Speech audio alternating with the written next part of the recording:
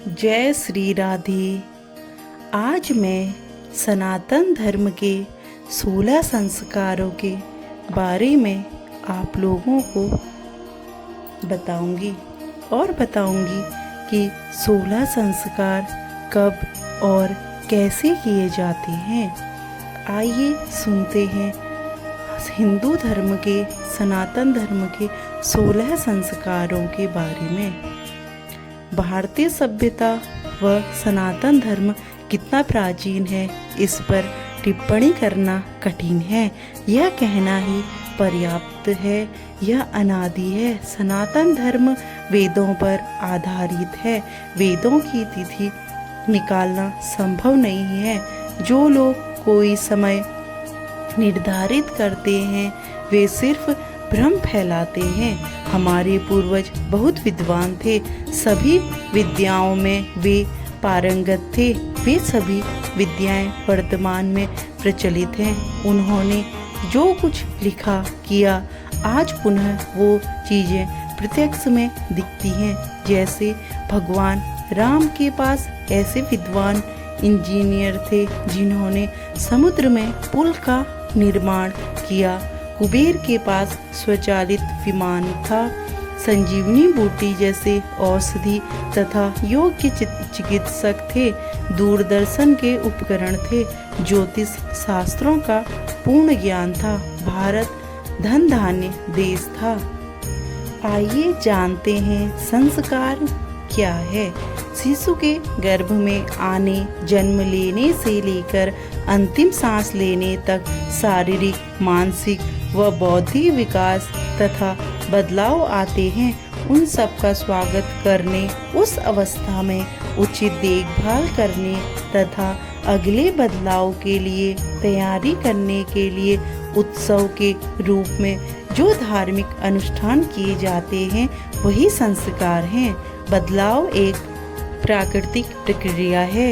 ये बदलाव उम्र के एक निश्चित पड़ाव पर आते हैं, इसलिए निरंतर चलते रहते हैं। सनातन धर्म में ये संस्कार अनादिकाल से चले आ रहे हैं। अलग अलग समय में इनकी संख्या अलग अलग रही। मनु जी ने 52 बतलाए, गौतम ऋषि ने 32 कहे, व्यास जी ने 16 ही संस्कार बतलाए जो प्रचलन में हैं। यह निम्न अनुसार है। नंबर 1, गर्भाधारण। शिशु का गर्भ में आना। पुंसवान गर्भ में शिशु भ्रूण की सुरक्षा। सीमंतोन्नयन, गर्भवती माता की इच्छाओं की पूर्ति करना। जातकर्म, शिशु जन्म। नामकरण, निष्क्रमण, शिशु को प्रथम बार घर से बाहर ले जाना। अन्नप्राशन, शिशु को प्रथम बार अन्न खिलाना। चूड़ाकर्म, शिशु के केस बाल काटना। कर्णवेद, कान छेदना। यज्ञोपवीत, जनेऊ धारण करना। वेदारंभ, गुरुकुल में विद्वान को भेजना।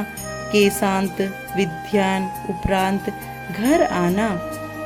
समावर्तन, विद्याध्ययन उपरांत घर आना।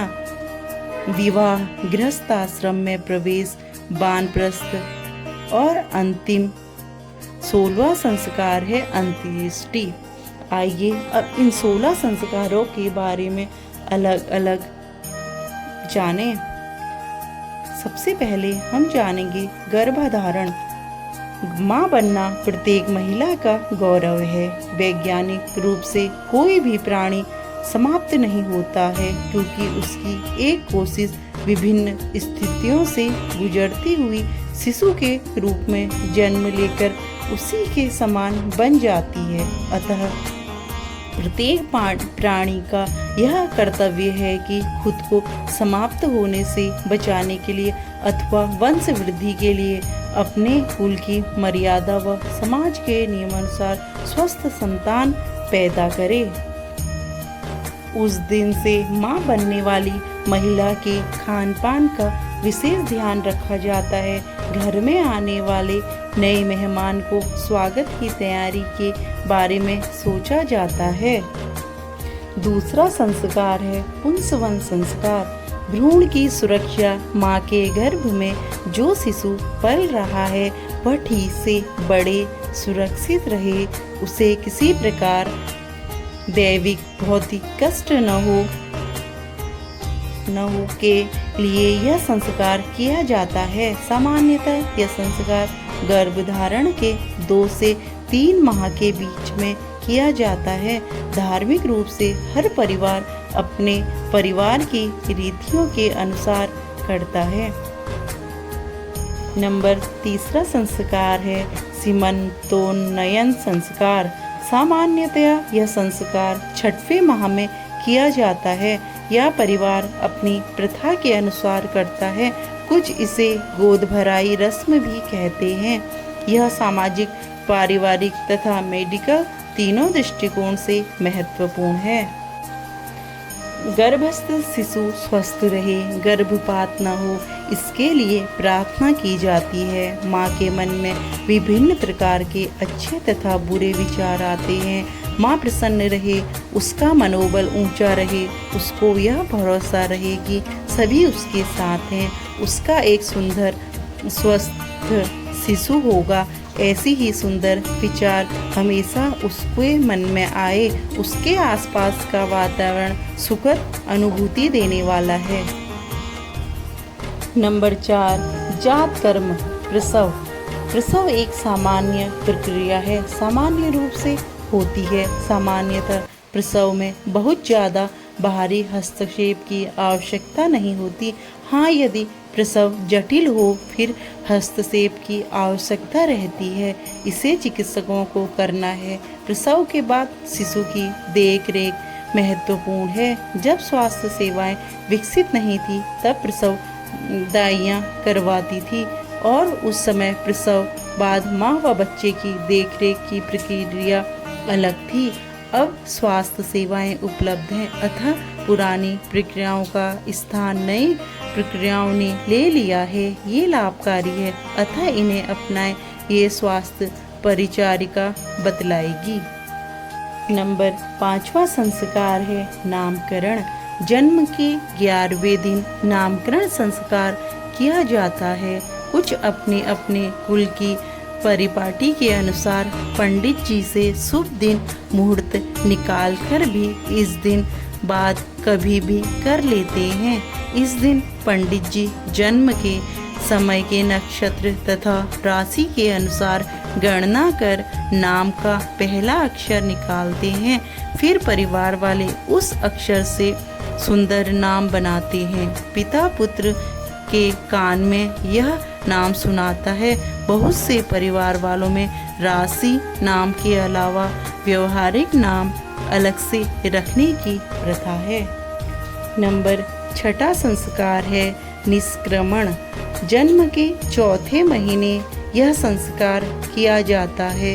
इस दिन बच्चे को प्रथम बार घर से बाहर ले जाया जाता है। भगवान सूर्य नारायण के दर्शन करवाए जाते हैं। सामान्यतः अधिकांश परिवारों में प्रथम बारे किसी मंदिर में ले जाने की प्रथा है।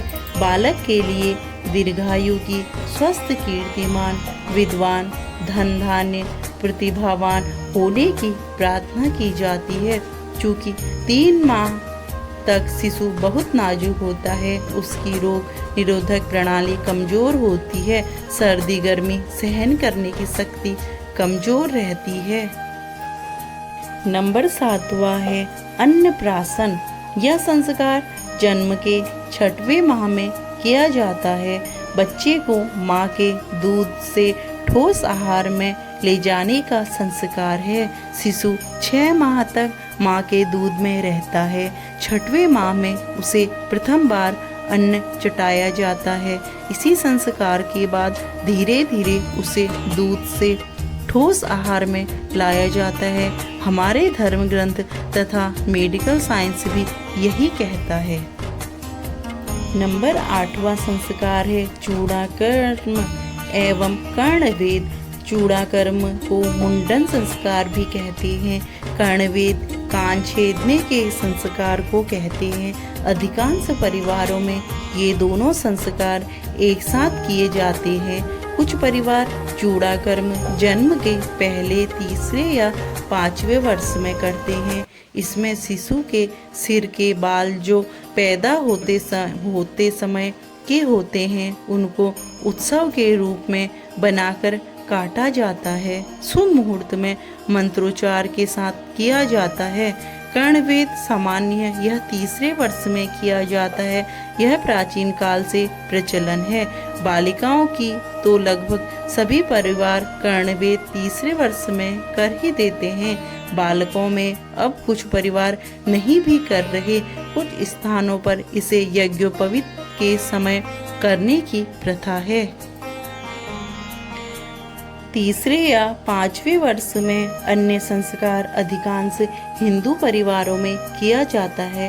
वह है बच्चों को अक्षर ज्ञान या विद्या प्रारंभ संस्कार। तीसरे या 5 वर्ष की आयु में शिशु की शिक्षा आरंभ होती है। सनातन धर्म परिवार में पारिवारिक पंडित जी पिता या कोई बुजुर्ग बालक का हाथ पकड़कर प्रथम अक्षर ओम लिखवाता है। उसी के बाद आगे की शिक्षा आरंभ होती है। मैंने 8वां और 9वां संस्कार आपको एक ही साथ बतलाया, जिसमें चूड़ाकर्म और कर्णवेद के बारे में बताया। अब आगे 10वें संस्कार यज्ञोपवीत संस्कार के बारे में जानते हैं। हिंदुओं में यह महत्वपूर्ण वैदिक बालकों का संस्कार है। जन्म में 9वें-10वें वर्ष में किया जाता है। इस संस्कार में पंडित बालक को वेद मंत्रोच्चार के साथ पवित्र जनेऊ धारण करवाते हैं। गायत्री मंत्र की दीक्षा देते हैं। सामान्य तथा मंत्र को पिता बालक के कान में सुनाता है। अन्य ब्राह्मण पंडित इस मंत्र तथा जनेऊ धारण करने का महत्व बालक को समझाते हैं। इस उम्र में बालक की बाल्यावस्था पूरी हो जाती है। जीवन की नई राह किशोरावस्था में कदम रखता है। किशोरावस्था सभी बालक बालिकाओं की बहुत ही महत्वपूर्ण अवस्था है। 11वां संस्कार है वेदारंभ। यज्ञ पवित्र हो जाने के बाद प्राचीन काल में बालकों को विद्याध्ययन के लिए गुरुकुल भेज दिया जाता था। इस गुरुकुल में विद्वान गुरु शिष्य को न सिर्फ वेदों की अपितु समस्त प्रकार की विद्याओं का ज्ञान देते थे। जिस प्रकार भगवान राम ने वशिष्ठ जी के आश्रम में तथा भगवान कृष्ण ने गुरुकुल से बहुत दूर उज्जैन में संदीपनी ऋषि के आश्रम जाकर शिक्षा ग्रहण की थी, परंतु अब गुरुकुल तो है नहीं। शिक्षा पद्धति बदल गई है। अब जानते हैं 12वां संस्कार के शांत। ये भी पुरानी पद्धति है। पढ़ाई पूरी होने के बाद गुरुकुल से घर भेजने के लिए विद्यार्थी, जिन्हें तब ब्रह्मचारी कहते थे, के बालों को काटकर नए वस्त्रों को पहनाया जाता है। यह संस्कार गुरुकुल में होता था। 13वां संस्कार है समावर्तन संस्कार। विद्या अध्ययन के बाद नवयुवक को स्नातक की उपाधि देने के संस्कार को समावर्तन कहते हैं। यह संस्कार डिग्री देने के रूप में आज भी बनाया जाता है। 14वां संस्कार है विवाह संस्कार।